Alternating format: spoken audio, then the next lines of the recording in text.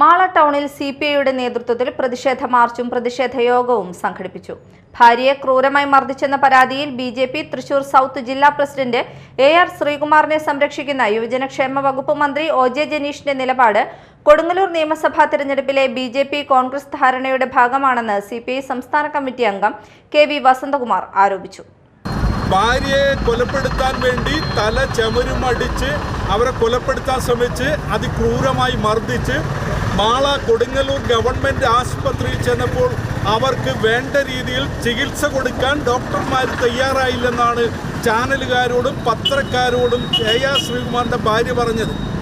അതുമായി ബന്ധപ്പെട്ട് അവരും അവരുടെ അമ്മയും കൊടുങ്ങല്ലൂരിൻ്റെ MLAയും കേരളത്തിലെ ബഹുമാനപ്പെട്ട മന്ത്രിയുമായ OJ ജനീഷിനെ പോയി കാണുകയും നേരിൽ കണ്ട് പരാതി കൊടുത്തെന്നാണ് പറയുന്നത്.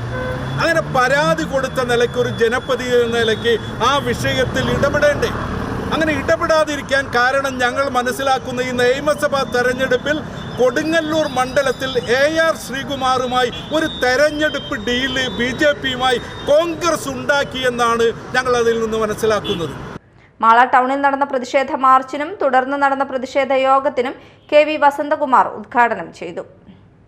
CPI മാള മണ്ഡലം സെക്രട്ടറി MR അപ്പുക്കുട്ടൻ അധ്യക്ഷത വഹിച്ചു. യോഗത്തിൽ KV Sujith Lal, CN Pradeep, VS Gopalakrishnan എന്നിവർ സംസാരിച്ചു.